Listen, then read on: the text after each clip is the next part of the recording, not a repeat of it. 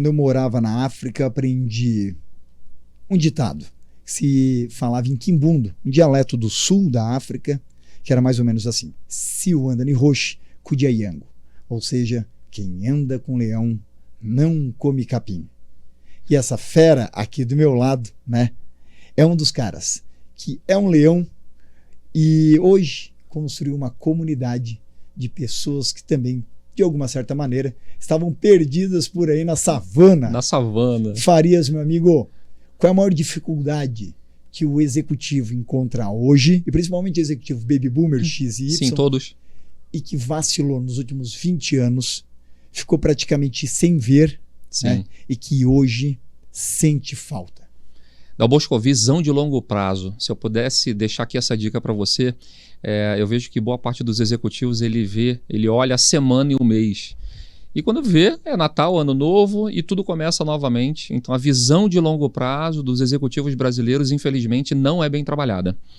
Principalmente porque normalmente ele tem aí um pacote de benefícios nas empresas potente, bom, carro blindado, viagem de executiva para cima e para baixo, um bom salário, bom bônus, uma boa participação nos lucros da empresa, stock options também, e ele vai ficando ali. Só que ele está cozinhando literalmente naquela panela que em algum momento, infelizmente, ele vai ficar pesado para a empresa e aí ele vai ter que voltar para o mercado. Então, sem ter essa visão de longo prazo, os executivos brasileiros, e a gente está falando aqui, olhando estatísticas aí do LinkedIn, quase 500 mil executivos no Brasil hoje, dentro do LinkedIn, que são diretores, C-level no geral, né, vice-presidente, presidente de empresa e até mesmo conselheiros, não estão olhando para a visão de longo prazo.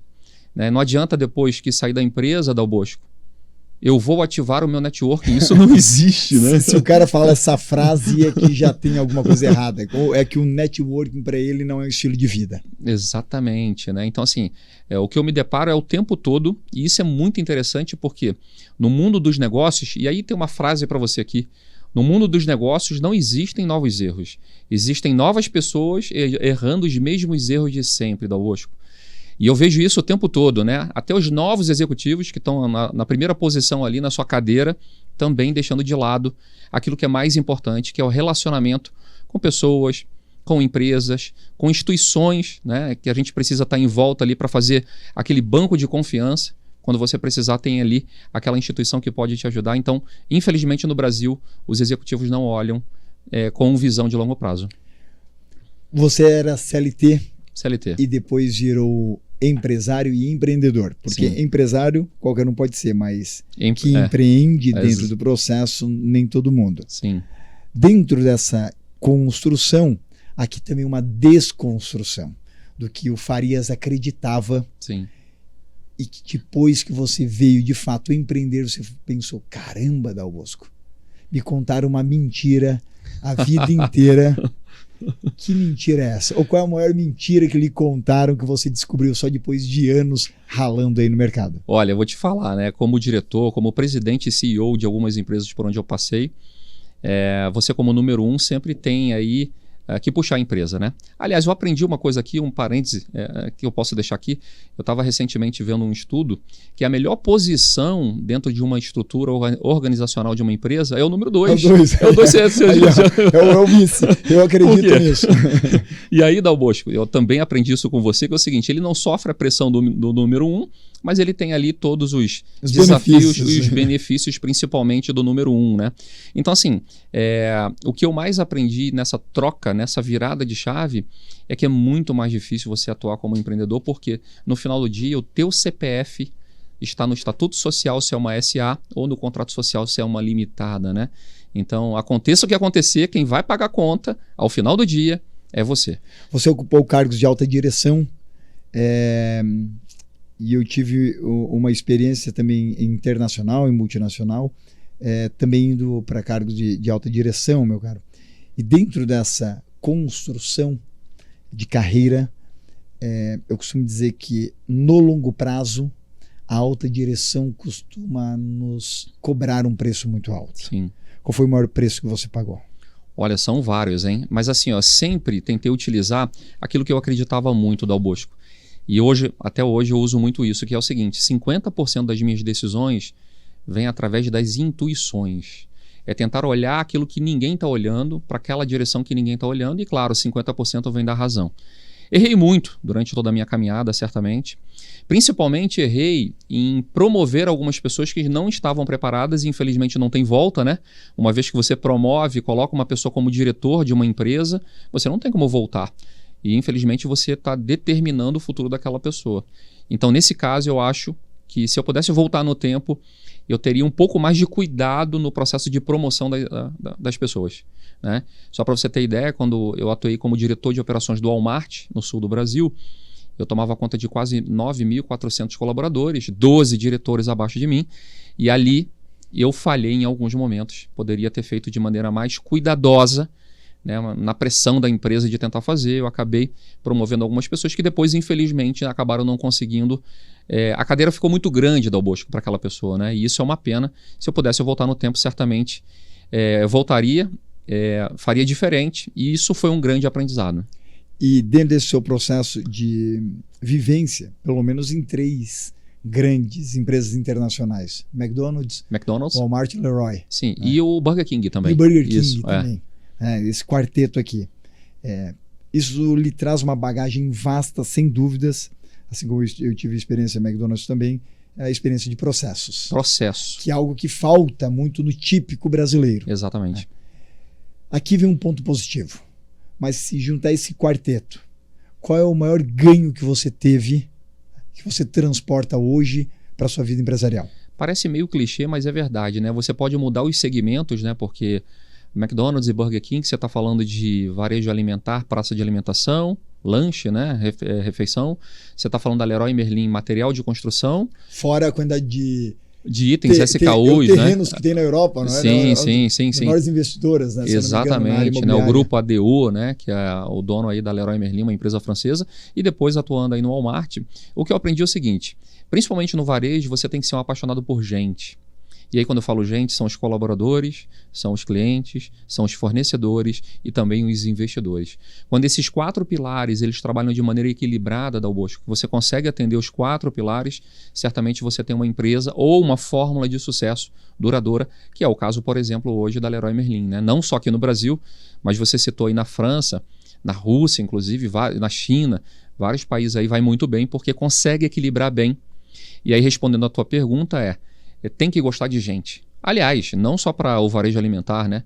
Todos os segmentos a gente vê agora, recentemente nos últimos anos, o boom das inteligências artificiais, mas não tem jeito. Se você não fizer a pergunta certa, ele não vai te devolver com a resposta que realmente você precisa, né? Isso. E aí tem uma coisa muito interessante que a gente tem visto um movimento de valorização daqueles cabeças brancas, aqueles que têm mais idade, por terem repertório em usar essas novas tecnologias, né? Que hoje está muito fácil, na palma da mão você consegue interagir aí com a inteligência artificial.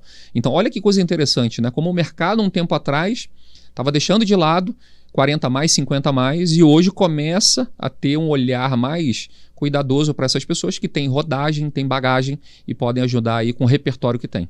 Quando foi o dia que você decidiu deixar a segurança de lado, que muitos acreditam que é seguro ter um salário, e os bônus, ir para um outro caminho? Porque essa decisão, meu caro, não é fácil. Você toma entre milhares de outros que nunca tomarão esse tipo de decisão. O risco é muito ou grande, por medo, né? Ou por realmente não ser o perfil.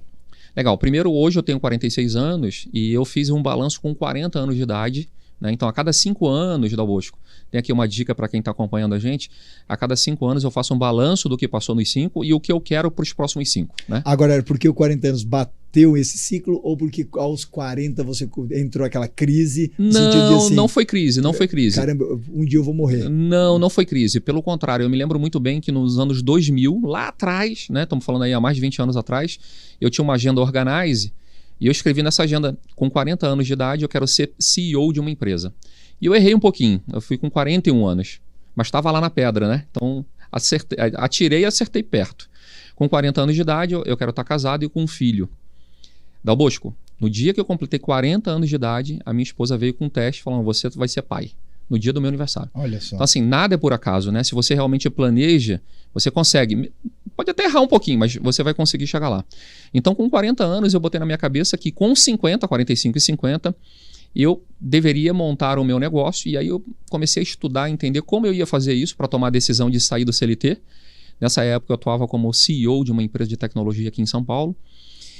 E aí, né, uma decisão difícil de tomar, só que eu precisava me preparar. Então, com 2 anos antes, né, ou seja, tomei a decisão com 40, com 2 anos depois desses 40, eu comecei a implementar aquilo que hoje é o negócio que eu toco, que é a Board Academy, né? E aí, muito interessante, aprendi muito com o dinheiro dos outros, operando negócios, testando, voltando, testando rápido e barato, para que hoje eu possa tocar o meu negócio de maneira mais segura, mais perene, né? Preparando a empresa para o futuro. Ou seja, eu tive o olhar, Dal Bosco, de como é atuar como CLT, mas como intraempreendedor. Né? Então, assim, testando tudo que eu precisava naquele momento para que hoje eu possa ter menos erros nessa jornada, né? E a sua decisão lá aos 40, ok, ela estava pré-programada desde os anos 2000, vamos Sim, dizer assim, estava pelo menos no exatamente. papel. Uhum. Mas você chegou no momento de saturação do ambiente corporativo? Sim, Foi isso me motivou a acelerar todo esse processo. Chegou a um burnout ou foi algo ainda consciente, sem o emocional lá em cima? Porque você já vinha se preparando nesse check-out de um lado e um onboarding, né, na sua vida empreendedora. Sim. Mas quando que foi esse momento ali, o porquê da decisão? Burnout não, porque os segmentos onde eu atuei, Dal Bosco, são segmentos que você precisa ter pele grossa, né? Como diretor, como vice-presidente e presidente de empresa, você tem que ter muita pele grossa, senão você toma pancada direto. E o varejo cobra muito isso. Nossa, então assim, eu acho que dos setores e segmentos é o mais desafiador. Porque você tem, por exemplo, varejo alimentar, tem uma série de dinâmicas, como, por exemplo, produtos perecíveis, né? Que você compra para vender em 2, 3 dias. Senão, você joga fora, é alimento, né? Então, você assim, às vezes é a indústria, mas está lá no B2C também, porque o consumidor final também. Então tem um cliente interno vasto, que não, além dos colaboradores, são os fornecedores, que são em números absurdos, mas depois você está na praça alimentar de um shopping center. Não, e não só isso, né? É o segmento de margens apertadas, mão de obra difícil, alta taxa de turnover, ou seja, rotatividade. Implementar a cultura corporativa? Muito difícil, muito. Então, assim, não cheguei a ter um burnout, mas estava pensando, eu não quero isso para o meu futuro, porque eu via pares, amigos, né? Que o tempo todo, quando chegava com 45, 50 anos de idade, Dal Bosco, infelizmente deixavam as empresas e ficavam rodando de empresa. Me lembro muito bem que aqui no Brasil tem 3 grandes empresas do varejo alimentar e ficava pulando de empresa em empresa. Só para você ter uma ideia, a gente teve um vice-presidente no Walmart que ele voltou para o Walmart durante 3 vezes. A gente até brincava, você vai pedir música no Fantástico, é a 3ª vez que você volta.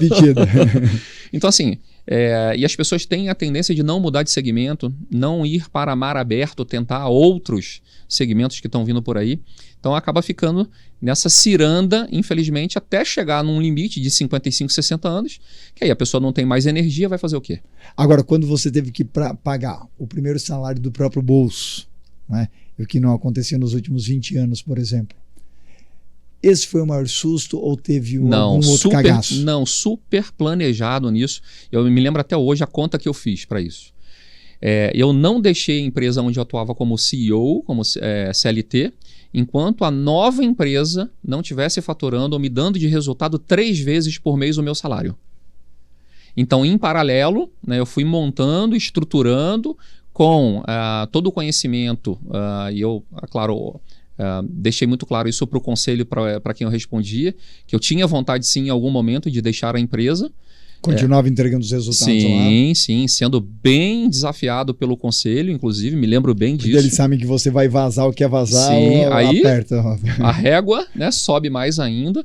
E me lembro muito bem que quando eu anunciei, Dal Bosco, a minha saída, eu ainda permaneci por 1 ano à frente dessa empresa, porque a gente foi para o mercado buscar uma pessoa para me substituir, para treinar essa pessoa, para ela assumir a minha posição. Eu fiquei 1 ano inteiro ainda à frente, como CEO dessa empresa, para depois sim, automaticamente deixar e ir para o meu negócio. Eu queria sair dessa empresa bem com todo mundo, não queria fechar portas, queria fazer a coisa correta, porque a pior coisa que tem, e aí fica a dica aqui para o executivo, é você não cumprir com aquilo que você promete, né? Então a gente falava um pouco antes aqui, e palavra é tudo, né? Hoje em dia, não é contrato, é palavra, a gente precisa cumprir aquilo que a gente fala. E qual foi a maior dificuldade que você passou na vida? Financeira. Financeira. E continua sendo ainda? Não, agora deu uma aliviada. 20 para 30 anos de carreira, aí a gente resgata um pouquinho, não apenas as alegrias, e a alegria que hoje você traz para uma grande comunidade. Na minha visão, acho que é a comunidade maior que se tem no Brasil, já de conselheiros, né, ou executivos que estão no caminho. A transição. Né, na transição ou na cauda, querendo construir o ecossistema, a cauda longa para estar como conselheiro, ser mais um produto possível. Sim. Mas nessa montanha-russa de alegrias e tristezas que todos temos, qual foi o dia mais difícil da sua vida até hoje? O dia mais difícil foi já nessa nova jornada ou na jornada antiga, você diz? Geral. Tá, vou falar um pouco da jornada anterior, né? O dia mais difícil foi o dia que eu procurei o CEO da Leroy Merlin para pedir demissão, que eu estava saindo da Leroy e indo para o Walmart nessa época. E por que foi difícil? Por que foi difícil? Porque primeiro que a Leroy Merlin, para mim, de todas as empresas que eu passei, foi a melhor empresa onde eu atuei. A melhor, eu levo no meu coração e te falo o porquê que é a melhor. Por dois valores que eles têm lá. Primeiro, a proximidade com colaboradores, clientes, fornecedores e investidores. E principalmente, Dal Bosco, a simplicidade. Vou te dar um exemplo. Toda vez que a diretoria da Leroy, o vice-presidente ou o presidente visitavam as lojas da Leroy, a gente usava o mesmo uniforme do atendente. Você fala, mas Farias, isso para que isso, né? Para realmente se colocar igual a quem está lá atendendo o cliente no piso de loja. Tem até uma história interessante. Num sábado eu estava dando aula no MBA da FGV, lá no Rio de Janeiro. Né? Então, um MBA de vendas e negociação. Nessa época eu já dava aula, já dou aula há muitos anos lá. E aí eu me lembro que na segunda-feira eu estava numa loja no Rio de Janeiro, em Del Castilho, e um dos alunos entrou na loja e falou, ué, Farias, você não falou que era diretor da empresa? Você está com o uniforme do atendente? Eu falei, não, eu chamei, virei o crachá e falei, aqui a gente tem 9 valores, um deles é a simplicidade. E toda vez que a gente está visitando a loja, a gente coloca o uniforme do atendente.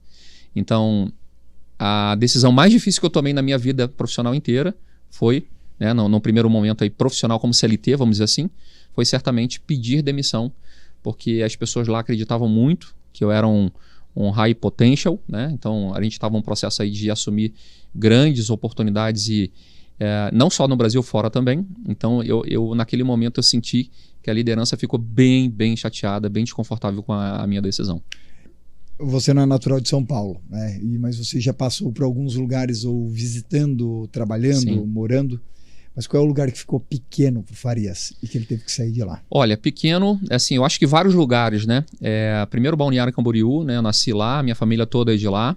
E vi que lá não era o lugar porque tinha poucas oportunidades. Isso há 20 e poucos anos atrás. Hoje, a gente até brinca que é a Dubai brasileira, né? Por conta do crescimento que aconteceu lá. Que ano de lá, Farias? Eu saí quando eu tinha 6 anos, então há 40 anos, né? 38, 40 anos, eu tinha 6 anos. E aí saímos, eu, meu pai, meus avós, para o Rio de Janeiro para montar um negócio lá. E eu senti que naquele momento foi a primeira virada de chave que estava ficando pequeno para mim. A gente foi para o Rio de Janeiro. Lá eu permaneci por muitos anos, ainda tem um pouco de sotaque carioca aí, né? E aí sempre Rio de Janeiro, São Paulo, Rio de Janeiro, São Paulo, até chegar na Leroy Merlin, que aí eu ficava viajando e morando fora também. Rio de Janeiro, Brasília e Minas Gerais, tinha uma regional um pouco maior. Depois no próprio Walmart, né? Morei no Sul, então em Porto Alegre durante um tempo, mas sentia que Porto Alegre também era bem pequeno. E em um determinado momento, Dal Bosco, eu tomei a decisão de ir para fora do país e morei durante um ano, então, em Toronto, no Canadá. Infelizmente, a família não se adaptou por conta do frio lá, é bem intenso, né? Então, vinha o frio do lago lá, o vento do lago, nossa, Então, assim, foi bem difícil, mas foi uma experiência transformadora. Aliás, fica aqui a dica para quem tem filhos e quer colocar fazer o high school, né, que é o ensino médio, uma faculdade fora, um intercâmbio, faça isso porque isso explode a nossa cabeça. Você tem uma experiência bem larga com isso também, né? Sem dúvida, a minha filha Valentina, que hoje tem 6 anos, a gente vai convidar para fazer esse processo porque abre muito a mente. E aí depois de lá, por que voltamos para São Paulo? Porque dentro do Brasil é o lugar que realmente a gente entendeu. Tem segurança, tem educação, tem melhores condições para que a gente pudesse fazer o nosso negócio crescer, né? Então, o que, na tua opinião, Toronto tem de melhor e pior? Educação. Assim, muito melhor a educação. Inclusive, a gente visitou algumas escolas lá do ensino médio, dava vontade de voltar para estudar. É impressionante isso. Uma coisa que chama muita atenção é a segurança, obviamente, né? No Brasil a gente ainda sofre muito com isso. Eu moro aqui no bairro do Itaim Bibi, em São Paulo, e de vez em quando a gente vê, infelizmente, roubos de celular. E isso é bem triste para o Brasil, né? No ambiente seguro que a gente tem aqui, imagina no Itaim, se está assim aqui, imagina todas as regiões pelo Brasil, né? Então a principal diferença que eu vi do mercado canadense ali, Toronto, é educação e segurança, né? Meu caro, dentro dessa sua transposição cultural, seja trabalhando, viajando, seja a lazer ou a trabalho, tem algumas regiões, seja no Brasil ou no mundo, que lhe impactaram. Sim. Né? Ou que causa uma memória positiva. Tem algum lugar pelo mundo que realmente você se identifica e tipo assim, caramba, Dal Bosco, esse local bateu de uma maneira diferente. Muitas vezes eu trago essa pergunta aqui para a mesa, porque quando a gente se identifica tanto com o local, Sim. talvez alguns dos nossos valores batem com o que a gente percebeu lá. Sim. Ó, eu acabei de ficar completamente arrepiado aqui com a sua pergunta, porque esse local já está na agenda. 2025 é Londres, né? E na realidade está se antecipando em um ano, Dal Bosco. Aqui em primeira mão para você, então a gente está colocando de pé a Board Academy em Londres. Então ela vai começar ali na Reino Unido e Europa. Espetacular. Por Londres, tá? Então assim, a partir agora dos próximos meses, então a gente está indo para lá, já tem um escritório de advogados organizando todo o processo de implementação da Board Academy lá, e possivelmente vai ser o futuro, então, do Farias, da Vanessa, minha esposa, e da minha filha Valentina. E com foco em brasileiros lá? Não.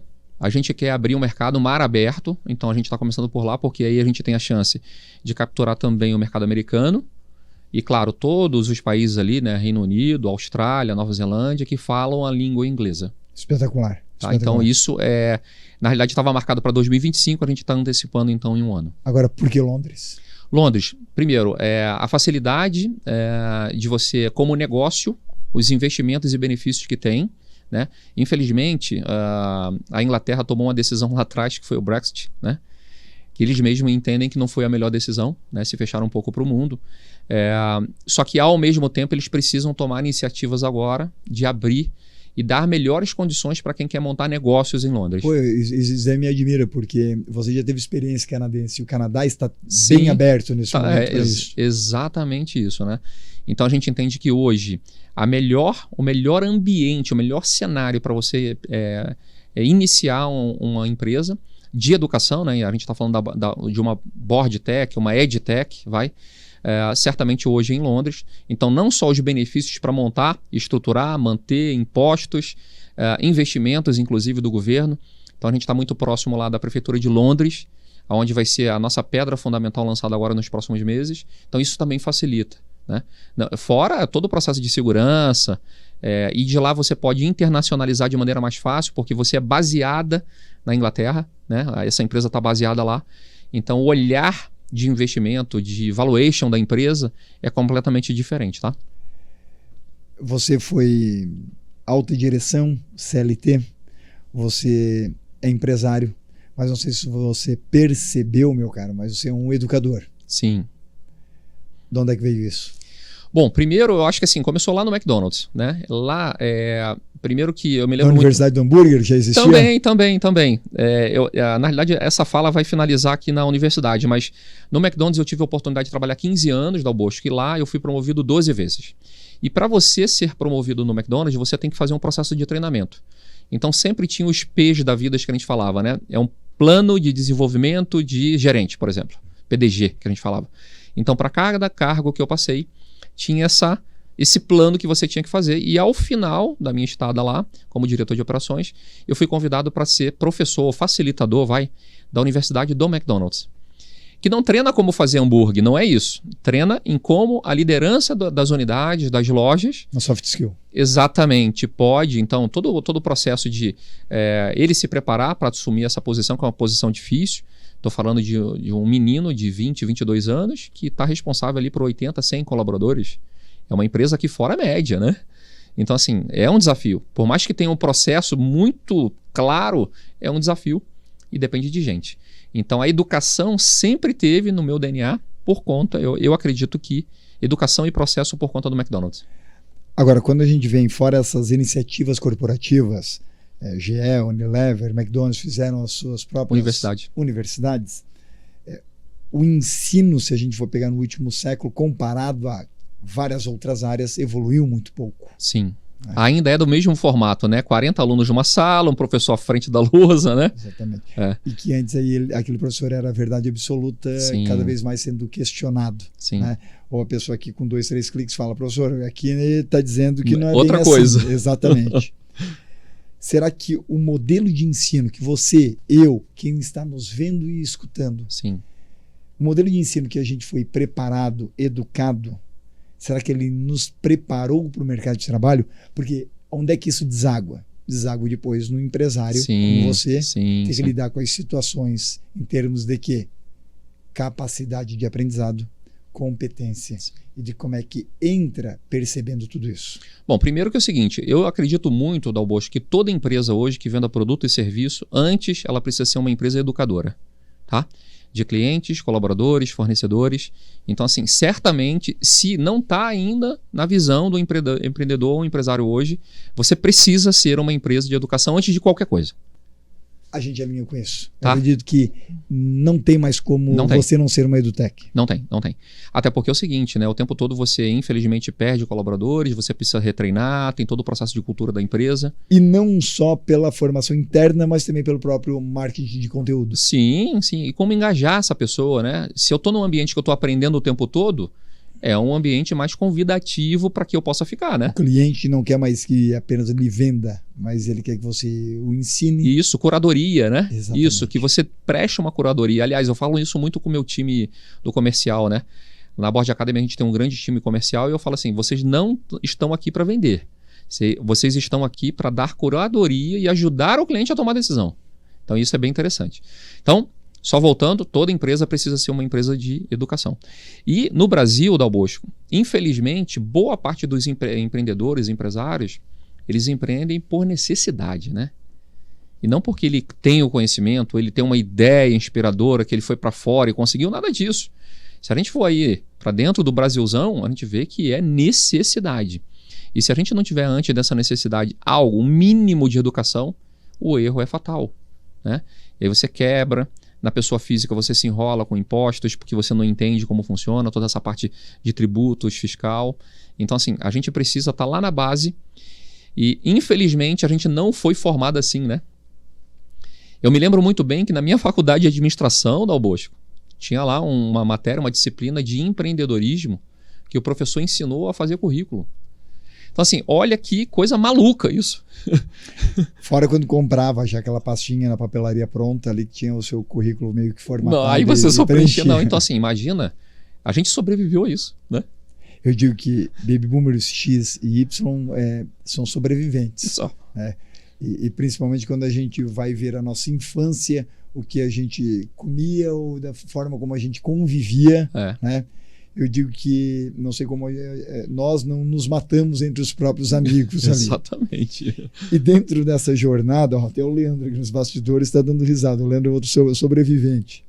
Meu caro, a gente vem aqui eu trago aqui em valores que a gente traz da nossa convivência lá atrás, muitos dos nossos valores familiares depois, para inspirar afilhados, sobrinhos, filhos e lá vai. Mas qual é o maior valor familiar que você trouxe? Acho confiança, né? Confiança. Quem que era confiante na sua família?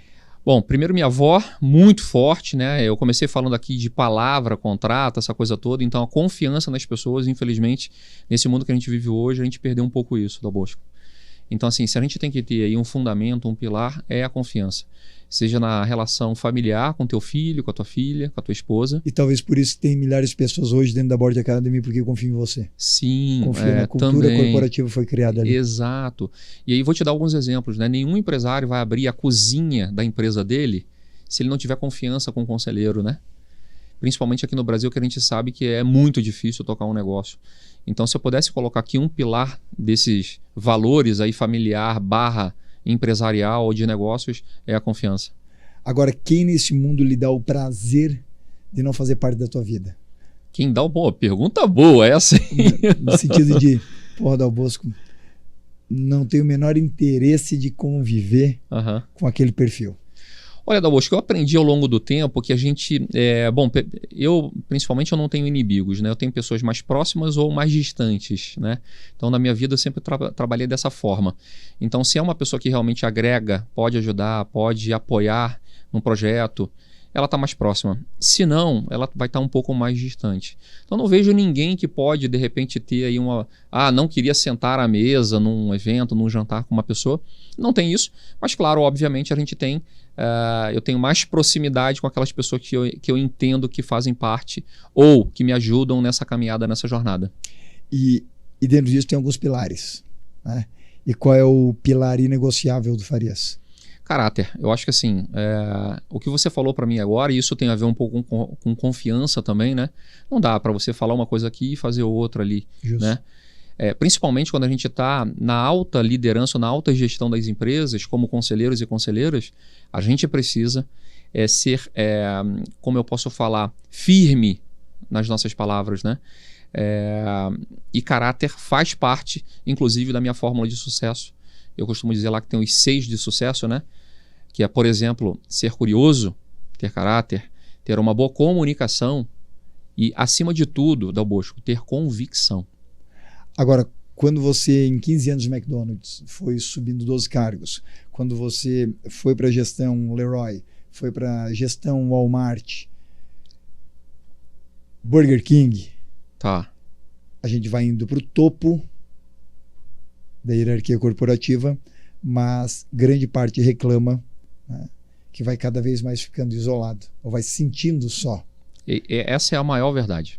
Como é que você trabalhava com isso? Legal. Primeiro, eu sempre não deixei me cair nessa tentação, vamos dizer assim, de me sentir isolado.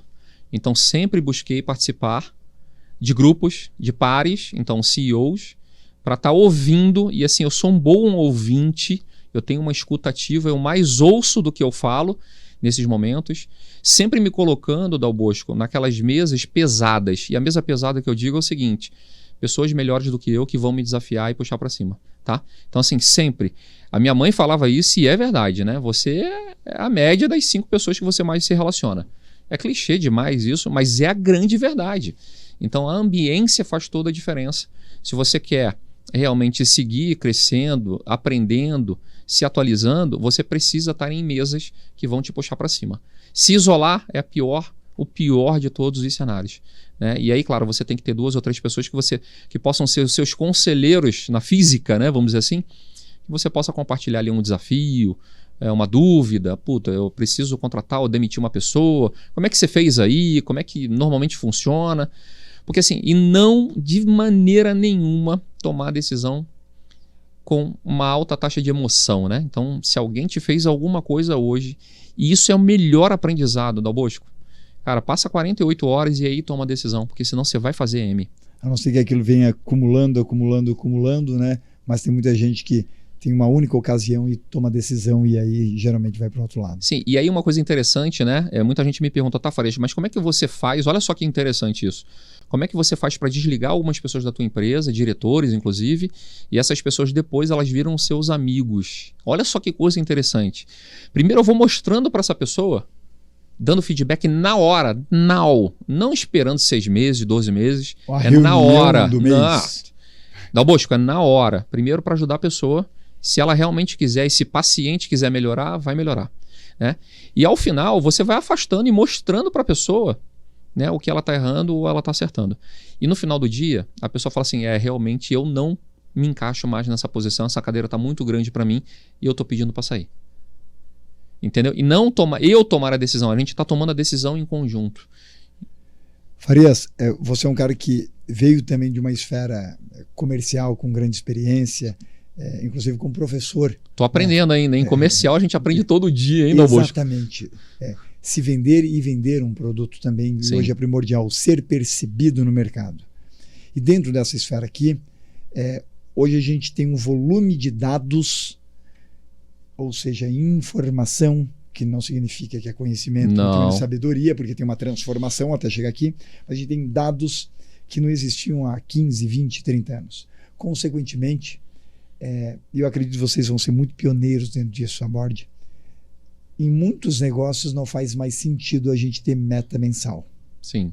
e sim meta diária. Sim. Desde que você tenha o dashboard que tem uma capacidade de geração e depois de análise para melhor tomada de decisão.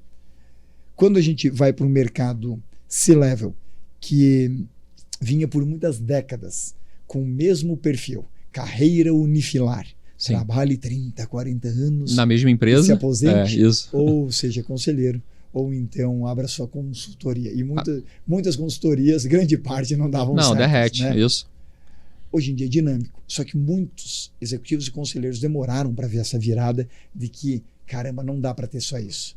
Tem que ter uma slash career, tem que montar Sim. um ecossistema, né? Em várias frentes. Em várias frentes. Consequentemente, essa geração de dados para fazê-los entender que isso está sendo muito mais dinâmico tem que impactar a vida deles, não apenas lá no CNPJ, que eles estão lá avaliando KPIs, OKRs e lá vai, mas tem que trazer isso também para a marca pessoal deles. Principalmente, né? Como é que você está vislumbrando, vamos dizer assim, daqui para frente, trabalhar isso com os executivos, com os conselheiros, para aumentar o nível de consciência deles, Farias, que tá na hora de trazer isso para cima da mesa. Porque o pessoal, em grande parte, ainda continua analisando a sua própria carreira do mesmo modo como se planejava a carreira da década de 70, 80, 90. O grande problema, novamente, né, é passar boa parte do tempo olhando pelo retrovisor. Não para o para-brisa. Então, assim, o que te trouxe até aqui certamente não vai te levar para o futuro. E que bom que a gente tem a chance, Dal Bosco, de ter aí as inovações, as inteligências artificiais. A cada 2, 3 anos a gente tem uma grande novidade, um grande tsunami que vem no mercado. E se você for ver, tira um monte de gente do game, né? Só fica quem está atualizado. Essa é a realidade. Então, você executivo que você não utiliza as principais ferramentas que você tem para te posicionar, porque assim, não tem jeito, né, Dal Bosco? Para ter um bom resultado no CNPJ, tem que ter um bom resultado no CPF. Antes de tudo. E assim, você tem que pensar em você. Isso eu não estou falando aqui para ser, né, pensar só em você. Não, você primeiro pensa em você. Né? Inclusive, não significa dar menos percentual para a marca corporativa. Não. Mas o problema é que tem gente dando 100% ou 150% do CNPJ que representa e 0 para sua marca pessoal. São duas colunas diferentes. E não é um Pareto que eu dou 80-20. Não é. E Dal Bosco, tem muita gente que ainda me fala assim, não, mas o RH da minha empresa, não sei o que. Eu falo, olha, se o RH da tua empresa está falando para você não se posicionar, se você não se posicionar, Dal Bosco, você tem um problema na tua empresa. Você está no lugar errado, né? Porque assim, a empresa, e eu sempre trabalhei isso na minha vida, é o seguinte, a gente tem que preparar o colaborador para ele ser o tempo todo, né, pingado ou pescado por tudo que a gente tem aí fora, pelas empresas. Porque se ele estiver bem posicionado lá, a gente vai aproveitar melhor ele aqui dentro, a inteligência dele aqui dentro, né? Então, assim, não tem jeito, cada vez mais, se você não se posicionar, você vai ser esquecido. Tem aquela frase, né? Quem não é visto, não é lembrado. Você é um negociador porque a vida foi lhe moldando também dentro disso, principalmente em termos profissionais, né? E dentro dessa esfera eu costumo dizer uma expressão, Farias, que há mesas que eu sei quanto tempo eu fico nela, sim, a depender do que me apresenta. Tem mesas que eu me levanto rápido e que nem entra, embora, né? Tem uns que você nem entra. Principalmente quando infringe meus valores. Sim, claro. Outras mesas a gente demora até entender qual a intenção, né? O jogo de poder ou os valores até do outro lado. Mas por vezes a gente consegue ver isso muito rápido. Sim. Qual é o tipo de mesa que o Farias não fica? Bom, o tipo de mesa daquelas pessoas que, infelizmente, isso acontece até hoje, né? Aquilo que a gente chama que são os bajuladores. Isso é um veneno, principalmente agora no momento que eu estou vivendo, Dal Bosco. Meu amigo Farias! Não, é impressionante. Enquanto você tem lá o sobrenome, né? Então, o Farias, diretor do Walmart, Farias, diretor do McDonald's. Então, quando você tem um sobrenome, essas pessoas, os bajuladores, não te trazem a verdade, acabam servindo como um cinturão e não deixam outras pessoas chegarem até você. E isso é um grande problema, tá? Então, na mesa de pessoas que tem esse rótulo, né, que é ruim, mas infelizmente ainda tem isso, puxa-saco e bajulador. Isso é o pior veneno que tem para o diretor, para o C-Level, para o presidente da empresa e principalmente para o empreendedor. Mas tem muito executivo, conselheiro e empresário que adora. Porque o ego, né? É aquilo que eu falo sempre, né? O ecossistema. Então, para mim é bom ter alguém aqui massageando o meu ecossistema e isso é um veneno. Agora, Farias, você é melhor empresário ou melhor pai? Olha, 50-50. 50-50. Eu posso ser e devo ser melhor pai. E quando teve o primeiro filho, levou um cagaço? Qual foi o... Olha, não, porque assim, talvez, eu me lembro Teve até algum hoje. susto? Não, sempre muito bem planejado. Que bacana. Dal Bosco, assim, ó, desde de pensar em quando... Tava lá na cartilha, né? Desde os anos assim, 2000. Eu tive a oportunidade de acompanhar toda a gestação da Vanessa, todas as visitas aos médicos. Então, assim, eu acredito que hoje, inclusive, eu possa fazer um pouco mais e levar na escola, bater papo, brincar um pouco mais. Mas eu tenho certeza que muito próximo. Aliás, uma coisa que eu pensei aqui, né, quando eu fui montar a minha empresa, que um dos valores e uma das coisas que eu queria ter muito é uma empresa do lado da minha casa, onde eu pudesse, então, tomar café da manhã, almoçar e jantar em casa. Então, assim, eu Por isso construí da mudança isso. da nova sede para onde foi essa semana? Exatamente. Então, assim, eu construí isso e dá para você fazer isso também, né? Então, eu costumo dizer que é o seguinte, no dia a dia é 80% empresa e 20% família, e quando eu estou de férias eu faço o inverso, a fórmula de Pareto.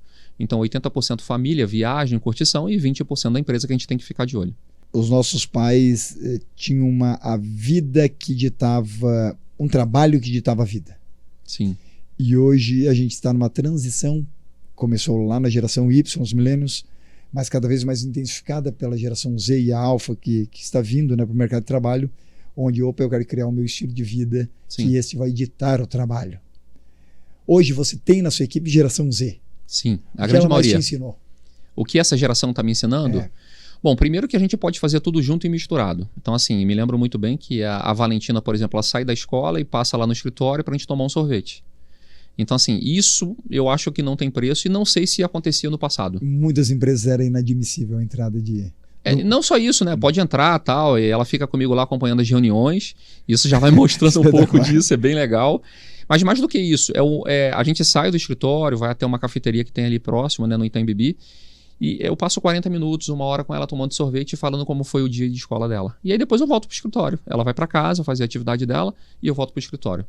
Então, eu acho que isso eu aprendi um pouco com essa geração, que é uma geração que ainda precisa ser muito trabalhada, né, Dal Bosco? A gente sabe que eles são bem sensíveis, né? Uma geração que você tem que tomar cuidado com o que você fala, a cultura da empresa, de como você vai engajar essas pessoas. Não é fácil. Mas olhando para a Valentina, que tem, né, 6 anos, só está chegando, daqui a pouco ela está aqui, cada vez mais é tudo junto e misturado. Então a gente vai ter que terminar esse episódio com você mandando só na sua câmera aqui, ó, um recado especial para sua esposa e para Valentina. Legal. Vanessa, Valentina, papai está aqui. Bom, eu tenho muito orgulho e quero agradecer a paciência de vocês, né, de várias e várias horas. Muita gente não sabe, mas a Board Academy começou dentro de uma Starbucks lá em Toronto, no Canadá, e vocês foram as pessoas que estavam próximas de mim e apostaram muito, e hoje a Board Academy é o que é. Então, quero agradecer, um beijo no coração de vocês e obrigado por toda a paciência.